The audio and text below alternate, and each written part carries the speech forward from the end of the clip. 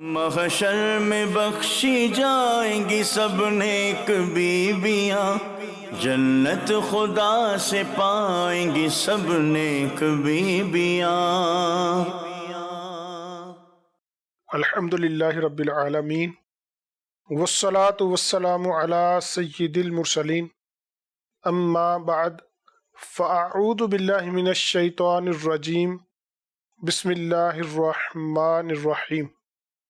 الصلاة والسلام علیک یا رسول اللہ وعلی آلک واصحابک یا حبیب اللہ۔ الصلاة والسلام علیک یا نبی اللہ وعلی آلک واصحابک یا نور اللہ۔ ناظرین، سلسلہ نیک خواتین، اور اس میں حضرت سیدہ عائشہ صدیقہ رضی اللہ تعالی عنہا کی شان علمی کا بیان چل رہا ہے۔ آج بھی انشاءاللہ نگران پاکستان مشاورت سے ہم اس موضوع پر گفتگو کریں گے۔ اس سے پہلے میں علم کی فضیلت میں دو فرامین مصطفیٰ عرض کرتا ہوں۔ نبی پاک صلی اللہ تعالی علیہ وآلہ وسلم نے ارشاد فرمایا کہ اللہ تعالیٰ سب سے بڑا جواد ہے اور میں سب سے بڑا سخی ہوں، تو میرے بعد سب سے بڑا سخی وہ ہے جس نے علم سیکھا اور پھر اس کو سکھایا۔ اور دوسرا فرمان مصطفیٰ صلی اللہ تعالی علیہ وسلم ہے، رسول اللہ صلی اللہ تعالی علیہ وسلم نے ارشاد فرمایا، قیامت کے دن علماء کی دواتوں کی سیاہی شہیدوں کا خون تولا جائے گا۔ روشنائی یعنی سیاہی ان کی دواتوں کی شہیدوں کے خون پر غالب آئے گی، یعنی جو شہیدوں کا خون ہے اس پر علماء کے قلم کی سیاہی غالب آئے گی۔ اللہ تبارک و تعالی ہمیں علم نافع نصیب فرمائے، سیدہ عائشہ صدیقہ رضی اللہ تعالی عنہا کے علم کا صدقہ نصیب فرمائے۔ یسیدی پچھلے جو ہمارا سلسلہ گزرا ہے اس میں آپ نے حضرت عائشہ صدیقہ رضی اللہ تعالی عنہا کے علمی شان و شوکت کو بیان کیا، صحابہ کرام صحابیات میں آپ کو کس طرح ایک علمی فضیلت حاصل تھی، آپ کی طرف صحابہ کرام رجوع کرتے تھے، آپ کو قول فیصل کا درجہ حاصل تھا، آپ صاحب رائے ہیں۔ تو یعنی اس موضوع پر آپ نے ماشاءاللہ کافی رہنمائی فرمائی، گفتگو فرمائی۔ آج مزید اسی ٹاپک کو آگے لے کر چلنے کا ذہن ہے۔ آپ کچھ مزید ہمارے بزرگان دین اسلاف کرام نے حضرت عائشہ صدیقہ طیبہ طاہرہ رضی اللہ تعالی عنہا کی شان علمی کو کیسے بیان کیا، کچھ رہنمائی فرمائیے انشاءاللہ۔ بسم اللہ الرحمن الرحیم۔ مفتی احمد یار خان نعیمی رحمۃ اللہ علیہ کا جو کلام ہے سیدہ عائشہ صدیقہ رضی اللہ تعالی عنہا کی شان میں منقبت ہے، اس کے کچھ اشعار پڑھ کے پھر انشاءاللہ۔ جی ماشاءاللہ۔ اس مبارک ماں پہ صدقے کیوں نہ ہو سب اہل جو ہو ام المؤمنین بنت امیر المؤمنین۔ آپ کی شان دیکھیے کہ آپ ام المؤمنین ہیں اور آپ کے والد امیر المؤمنین ہیں، سبحان اللہ۔ جن کا پہلو ہو نبی کی آخری آرام گاہ، جن کے حجرے میں قیامت تک نبی ہو جاگزین۔ یہ میرے آقا صلی اللہ علیہ وآلہ وسلم جہاں آرام فرمائے، وہ جگہ جو جسم مصطفیٰ صلی اللہ علیہ وآلہ وصحابہ وسلم کے جسم پاک سے مس ہے، وہ فضیلت میں عرش اعظم سے بڑھ کر، جنت سے بڑھ کر، عرش و کرسی سے بڑھ کر۔ سبحان اللہ۔ اور وہ حجرہ کس کا ہے؟ بی بی عائشہ صدیقہ رضی اللہ تعالی عنہا کا۔ سبحان اللہ، کیا بات۔ اور میرے آقا علیہ یہاں سے یہ السلام بات نے بھی ظاہر ہوتی ہے کہ جب مٹی کو نسبت اور قربت اور یہ صحبت ملے وہ اتنی عظمت والی ہو جائے، اور جس امی عائشہ صدیقہ رضی اللہ تعالی عنہا کو نسبت بھی ہے، قربت بھی ہے، اور آپ کو یہ فضیلت حاصل ہے کہ آپ نبی پاک صلی اللہ تعالی علیہ وسلم کی نکاح میں ہے، اور آپ سے علم سیکھنے اور دوسروں تک پھیلانے کی یہ سارے سلسلے بھی ہیں، تو آپ کی فضیلت کا کیا بیان ہوگا؟ بے شک سارے مسلمانوں کی والدہ، کیا بات، کیا شان ہے۔ اور بی بی عائشہ صدیقہ رضی اللہ تعالی عنہا کی شان میں مفتی صاحب مزید لکھتے ہیں کہ ان کا جو آستانہ ہے فرشتوں کی زیارت کا ہے. 70,000 صبح ہیں، 70,000 شام، یوں بندگی زلف و رخ آٹھوں پہر کی ہے. دن رات میں روزانہ 1,40,000 فرشتے آتے بارگاہ رسالت میں حاضری دیتے ہیں، درود و سلام پیش کرتے ہیں. اب جہاں ان کی حاضری ہوتی ہے وہ حجرہ عائشہ ہے. کیا بات. اور یہ بھی فضیلت میں نے پڑھا تھا کہ حضرت عائشہ صدیقہ رضی اللہ تعالی عنہا کو یہ خصوصیت حاصل ہے کہ آپ کے بستر مبارک پر وحی نازل ہوتی تھی. جی بالکل. میں وہ شعر پہلے سنا دیتا ہوں. ان کے بستر میں وحی آئے رسول اللہ پر، اور سلام خادمانہ بھی کرے روح الامین.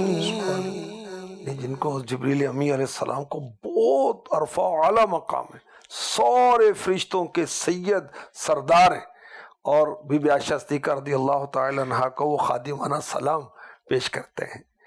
اور آستانہ ان کا فرشتوں کی زیارت گاہ ہے. مفتی صاحب یوں اس کو نظم کرتے ہیں: آستاں ان کا فرشتوں کی زیارت گاہ ہے، کیونکہ اس میں جلوہ فرما ہے امام المرسلین. آپ کا علم و فقہ تحقیق قرآن و حدیث دیکھ کر حیران ہے سارے صحابہ تابعین. اس مبارک ماں پہ صدقے کیوں نہ ہو سب اہل دل. بہت عرفہ والا شان ہے بی بی عائشہ صدیقہ رضی اللہ تعالی عنہا کی، اور بہت ضرورت ہے جنید بھائی ان کی مبارک سیرت کو پڑھنے کی اور عام کرنے کی، اپنے گھر والی اپنی وائف کو، اپنی زوجہ کو سکھانے کی، اور اپنی بچیوں کو سکھانے کی. ماشاءاللہ. حضرت سیدنا عروہ رضی اللہ تعالی عنہ جو کہ بی بی عائشہ صدیقہ رضی اللہ تعالی عنہا کے بھانجے ہیں، آپ کی روایت ہے کہ میں نے لوگوں میں صدیقہ بنت صدیق رضی اللہ عنہما سے بڑھ کر کسی کو قرآن کا عالم نہیں دیکھا. کیا بات. آپ سے بڑھ کر کسی کو میراث کا عالم نہیں دیکھا. آپ سے بڑھ کر کسی کو حلال و حرام کا عالم نہیں دیکھا. آپ سے بڑھ کر شعر کا عالم نہیں دیکھا. آپ سے بڑھ کر اقوال عرب کا عالم نہیں دیکھا. آپ سے بڑھ کر انساب کا عالم نہیں دیکھا. کیا بات. کیا بات. یہ جتنے علوم کا تذکرہ اس میں ہوا یہ اپنے ذات میں بہت بڑے بڑے علم ہیں. یعنی اگر سب سے پہلے علم کی بات کریں قرآن کا علم. اچھا یہ ایک بات ذہن میں آ گئی کہ آپ کے جو بھانجے حضرت عروہ بن زبیر رضی اللہ تعالیٰ عنہ، انہوں نے آپ سے قرآن کے تذکرے سنے، تفسیر سنی، جبھی تو کہا قرآن میں آپ کا اشتغال، مشغول رہنا، تلاوت کرنا، تفسیر بیان کرنا، قرآن پاک سے مسائل کا اخذ کر کے لوگوں کو بتانا سمجھانا، یہ دیکھا تو اس کو بیان کیا. اور کتنی کثرت سے دیکھا کہ آپ کی یہ رائے بنی کہ ان سے بڑھ کر تو کوئی اور نہیں. بہت پیاری بات. اور یہ تفسیر کا علم خود نبی پاک علیہ الصلوۃ والسلام سے بی بی عائشہ صدیقہ نے سیکھا رضی اللہ تعالی. اس میں ایک مدنی پھول یہ پیش کروں گا کہ شوہر زوجہ کو سکھائے. صحیح. سکھانے جیسا بھی تو ہو، صحیح، اور زوجہ سیکھنے جیسی ہو. ماشاءاللہ. اور اللہ توفیق دے والد اپنی بیٹی کو سکھائے. مفتی دعوت اسلامی حاجی فاروق اتاری رحمۃ اللہ علیہ، جن کو اللہ پاک نے علم عطا فرمایا، عمل عطا فرمایا، حفظ قرآن کی سعادت عطا فرمائی، ایک عالمگیر تحریک کی شورا کے وہ رکن تھے اور فعال، سارے رکن فعال ہیں، یہ زیادہ فعال تھے ماشاءاللہ. اور ماشاءاللہ ان کا جذبہ پتہ کیا تھا؟ یہ فرماتے تھے کہ میں اپنی بیٹی کی خود تربیت کروں گا. ماشاءاللہ. اور پھر عمر نے وفا نہیں کی اور آپ دنیا سے تشریف لے گئے. تو یہ بھی ایک ہے جذبہ.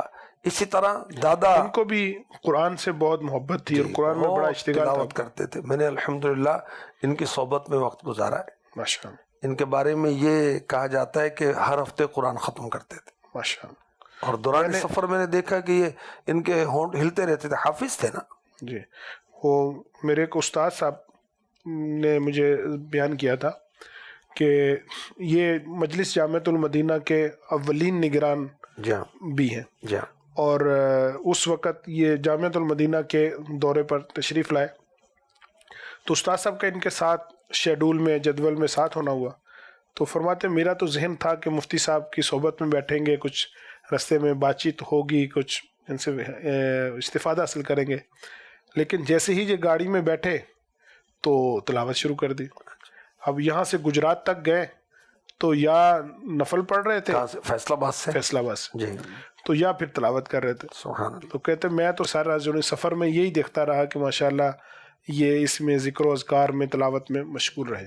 گفتگو بہت کم فرماتے تھے۔ ماشاءاللہ۔ تو خیر علم قرآن اللہ میں نصیب فرمائے، آمین، آمین۔ ذوق قرآن، شوق قرآن۔ حضرت امام محمد بن محمد غزالی رحمۃ اللہ علیہ حجت الاسلام جن کو کہا جاتا ہے، جن کی تصانیف دنیا بھر میں عام ہیں، اور 5ویں صدی کا مجدد جن کو کہا گیا، آپ فرماتے ہیں کہ پورا قرآن بے سمجھے پڑھنے سے ایک آیت کو سمجھ کے پڑھنا افضل۔ سبحان اللہ۔ قرآن تو فضائل و برکات کا منبع ہے، دیکھیں تو ثواب، رکھیں تو برکت، چھوئیں تو ثواب، باوضو اس کی عظمت ہے، خود اس کی تلاوت شفا ہے بلا شبہ۔ یعنی اگر اس زمانے کی بات کریں تو بیماریوں کا دور ہے، وباؤں کا دور ہے، پریشانیوں کا دور ہے، اور یعنی قرآن کو سمجھ کر تفسیر سے پڑھنا یہ تو بہت بڑی فضیلت کی بات ہے۔ اس کی تلاوت بھی بہت فضیلت والی ہے، یقیناً فضیلت والی۔ تو امیر اہل سنت دام برکاتہم العالیہ کی طرف سے ایک پوسٹ جاری ہوئی تھی، اس میں اس مضمون کی کسی بزرگ کا قول تھا کہ کینسر تک کا علاج تلاوت قرآن سے۔ بھئی کینسر کیا ہے؟ میرے رب کا کلام بس ہر مرض کا علاج۔ سورہ فاتحہ کی فضیلت ہے کہ ہر مرض کا علاج ہے، پورا قرآن نہیں، صرف ایک سورت جو مختصر ہے۔ تو ماشاءاللہ حضرت سیدہ عائشہ صدیقہ رضی اللہ تعالی عنہا علم قرآن کی بہت بڑی ماہرہ تھی، جی، اور اس میں قرآن پاک کی تفسیر بیان کرنے مفسرہ قرآن تھے جی بلا شبہ ماشاءاللہ۔ اور آپ نے مزید آپ کی کا تذکرہ فرمایا کہ آپ کو، میں چاہوں گا کہ تفسیر قرآن کے تعلق سے آپ بتائیں کہ جامعۃ المدینہ جو آپ کے ہیں گرلز کے، اس کے اندر تفسیر کی کوئی صورتیں ہیں، کچھ اس کا علم سکھایا جاتا ہے؟ جی چونکہ بات ہو رہی قرآن کی، جی، تو دین کا علم ہو اور قرآن کا ذکر نہ ہو یا قرآن کا علم نہ ہو تو وہ دین کا علم پورا ہو ہی نہیں سکتا یقیناً۔ بلا شبہ۔ تو اسی طرح جامعۃ المدینہ کے اگر سلیبس کی ہم بات کریں تو اس میں بڑی اچھی ترتیب کے ساتھ قرآن پاک کا علم سکھانے کی کوشش کی جاتی ہے۔ سب سے پہلے تو قرآن کو درست پڑھنا ضروری ہے، تلاوت کرنا ضروری ہے، تو اس کے لیے تجوید و قرات کا علم سکھایا جاتا ہے، باقاعدہ اس کے سلیبس کا یہ حصہ ہے۔ اچھا، اس کے بعد ترجمۃ القرآن یعنی قرآن پاک کا لفظی ترجمہ، پھر با محاورہ ترجمہ، اور ضرورتاً اس کے مختلف ٹاپک پر تھوڑا بہت حاشیہ۔ مکتبۃ المدینہ کی کتاب معرفت القرآن ہے، اس میں بڑے اچھے انداز سے ترجمۃ القرآن کو بیان کیا گیا ہے۔ اس کے اندر لفظی ترجمہ بھی ہے، با محاورہ بھی ہے، جی، لفظی حاشیہ وغیرہ بھی ہے۔ جی، حاشیہ بھی ہے، ماشاءاللہ۔ اور ماشاءاللہ اس کے مضمون کے اعتبار سے رنگوں سے اس کا امتیاز بھی کیا گیا۔ جی، میں نے زیارت کی ہے، ماشاءاللہ کیا بات ہے ماشاءاللہ۔ اور یہ کنز العرفان جو ہے نا، یہ بھی بہت اچھی کاوش ہے، اور اس کو اللہ کرے میں نے نیت کی مکمل پڑھنے کی۔ الحمدللہ تفسیر صراط الجنان تو میں مکمل پڑھ چکا ہوں، اور اللہ میں نصیب فرمائے کہ پڑھ چکا، بھئی بار بار پڑھیں، پڑھتے ہی رہیں، قرآن میں ہم مشغول رہیں، اور اللہ کی رحمت سے دنیا آخرت میں بیڑا پار ہوگا۔ اور تفسیر صراط الجنان اس کی تو ماشاءاللہ ایپ بھی بہت پیاری، اتنے فیچر ہیں اس کے اندر جنید بھائی، اور میں نے جو بک مارک کی ہیں نا، وہ تو پتہ نہیں کوئی 70 80 100 ہوں گے، کتنے ہوں گے، مختلف ٹاپک کی آیتیں، مختلف ٹاپک کی آیتیں، انفرادی کوشش کے لیے، بیانات کے لیے، مدنی مشوروں کے لیے، اور اپنی اصلاح کے لیے۔ اچھا، تفسیر صراط الجنان کی اگر میں بات کروں، اپنے تذکرہ کیا ہے تو میں تھوڑا سا اس کو جی ضرور عرض کر دیتا ہوں۔ تفسیر صراط الجنان کی اگر ہم خصوصیت کو دیکھیں تو تفسیر صراط الجنان جو ہے یہ دور حاضر کی ایک جدید تفسیر ہے۔ اچھا، اس کے اندر جو مفتی صاحب نے بہت اچھے جو خصوصیات اس تفسیر میں نے نوٹ کی وہ یہ ہے کہ آپ نے قرآن پاک کی تفسیر بیان کرتے ہوئے سب سے پہلے آیات مبارکہ کو دیکھا کہ تفسیر بالقرآن ہو، پھر تفسیر بالحدیث ہو، پھر یعنی احادیث کو بہت کثرت سے ذکر کیا، اچھا، پھر چونکہ آپ ایک مستند اور ایک اچھے ماہر مفتی ہیں، دارالفتہ اہل سنت میں آپ کو ایک وسیع تجربہ ہے، تو آپ جگہ جگہ پر فقہی مسائل بھی بیان کرتے ہیں. جی. اچھا، پھر آپ رضوی ہیں تو اعلیٰ حضرت رضی اللہ تعالیٰ عنہ کا فیضان بھی ہے، جگہ جگہ ہدایت بخشش کے اشعار بھی ہیں، فتاوی رضویہ کا فیضان بھی ہے. پھر آپ عطاری ہیں، تو امیر اہل سنت کے فیضان سے نیکی کی دعوت کا سلسلہ بھی اس میں ہے. کیا بات. تو اب وہ ایسا یعنی کہ جامع نظر آتی ہے یہ تفسیر خوف خدا و عشق مصطفیٰ. ماشاء ماشاء اللہ. کنز الایمان کا ترجمہ اور پھر اس کو سلیس کر کے کنز العرفان، اور بہت ماشاء اللہ بہت پیارا انداز ہے. اللہ ہمیں توفیق دے کہ اس کو پورا پڑھ لیں اور پڑھ کر فارغ نہ پڑھتے ہی رہیں. اچھا، میں اس میں آپ سے رہنمائی لینا چاہتا ہوں.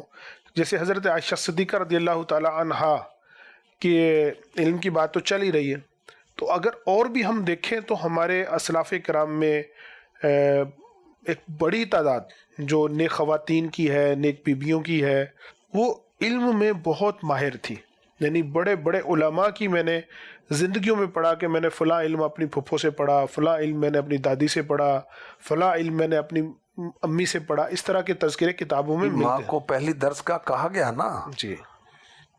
تو اب لیکن اگر ہم آج کے معاشرے میں دیکھیں تو آج ہماری بچیاں، بہنیں، تو آج یہ علمی ماحول نظر آتا نہیں ہے. تو اب جب یہ طبقہ، عورتوں کا طبقہ، خواتین کا طبقہ علم سے دور ہوا تو معاشرے کے اندر بڑا بگاڑ آیا. ایسے تو اب اس کے کچھ اسباب کیا ہیں، اس کی کچھ رہنمائی فرمائیں. کیا جس نے سکھانا ہے اسی نے سیکھا ہوا نہیں ہے. صحیح. ماں سکھائے گی نا، اس کو آتا ہے. کیوں نہیں سیکھا؟ یعنی کیوں، کیا ہے یہ اس میں؟ بس بات تو یہ ہے کہ مطلب دنیا کو بڑی چیز سمجھنا اور غفلت، دنیا میں انہماک، وہ دنیا جو ہمارے نقصان دہ، جو اللہ رسول سے دور کرتی ہے، اس کی بات کر رہا ہوں. پھر غیر ضروری مشغولیات، غیر ضروری مصروفیات. اور اصل کیا ہے، ہم اپنی موت کو بھول چکے ہیں. آخرت دیکھیں، دنیا فانی ہے، سب کہتے ہیں بھائی. کیا آخرت کے بارے میں سنا ہے؟ وہ فانی ہے، وہ باقی ہے. والآخرۃ خیر وابقیٰ، باقی رہے گی. اس طرح توجہ ہوگی تو اس کی بندہ تیاری کرے گا نا. اچھا، اس کی تیاری کیا تیاری کرنی ہے؟ علم ہی بتائے گا نا.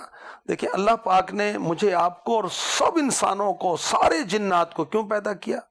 عبادت کے لیے. عبادت کیا ہے؟ امام غزالی رحمۃ اللہ علیہ نے رہنمائی فرمائی، عبادت ہے علم و عمل کا نام.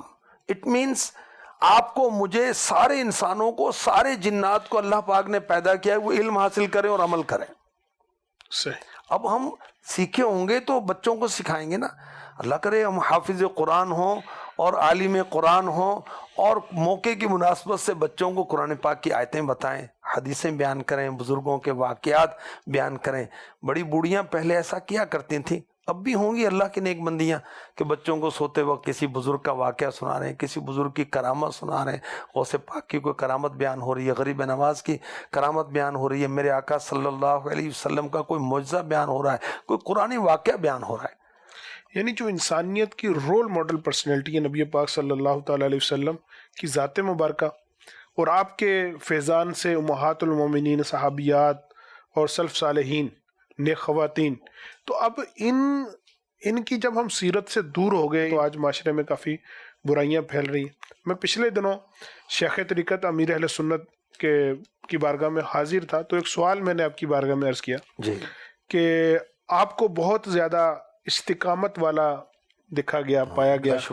تو آپ جس ماشاءاللہ چیز پر عمل شروع فرماتے ہیں بڑھتا ہی جاتا ہے، وہ پختہ ہی ہوتا جاتا ہے. تو اس میں کیا راز ہے؟ یعنی یہ کیسے ہوتا ہے؟ کیا فرمایا؟ تو شیخ طریقت امیر سنت نے فرمایا کہ اصل بات ہے اہمیت کی. یعنی اگر آپ کو استقامت چاہیے تو آپ کے نظر میں اس کی اہمیت کتنی ہے. جی. تو اب ہم اگر اس پر غور کریں امیر سنت کے اس فرمان پر کہ ہم علم سیکھنا چاہتے ہیں اور اس میں آگے ترقی کرنا چاہتے ہیں، اس پر استقامت پانا چاہتے ہیں، تو ہماری نظر میں علم دین کی اہمیت کس قدر ہے، ترجیح کیا ہے؟ تو اگر ہم علم دین کی اہمیت بھی علم ہی بتائے گا. صحیح. عالم بتائے گا، عالم قرآن بتائے گا، قرآن حدیث سبحان اللہ، معلوم مال سے. ماشاء اللہ. بی بی عائشہ صدیقہ رضی اللہ تعالی عنہا کے مزید فضائل و برکات اور آپ کی علمی شان و شوکت کے بارے میں خود میرے پیارے نبی آخری نبی مکی مدنی صلی اللہ علیہ وسلم کا ارشاد موجود ہے۔ سبحان اللہ۔ کیا فرمایا؟ مجموع الزوائد کی روایت ہے، حدیث نمبر 15318 15318، اس امت کی تمام عورتوں بشمول ازواج نبی کے علم کو اگر جمع کر لیا جائے تو عائشہ کا علم ان سب کے علم سے زیادہ ہوگا۔ اللہ اکبر، ماشاءاللہ، کیا بات۔ اس امت کی ساری عورتیں بشمول امہات المؤمنین۔ ماشاءاللہ، میں انشاءاللہ آپ کو حسن رضا رحمۃ اللہ علیہ کا شعر سناتا ہوں۔ سبحان اللہ۔ اللہ کا محبوب بنے جو تمہیں چاہے، جو تمہیں چاہے،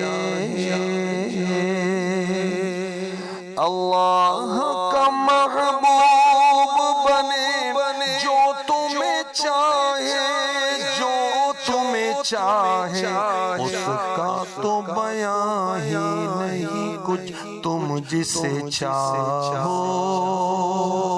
سبحان اللہ۔ تو حبیبہ محبوب خدا کو کون بیان کر سکتا؟ حبیب خدا، سبحان اللہ۔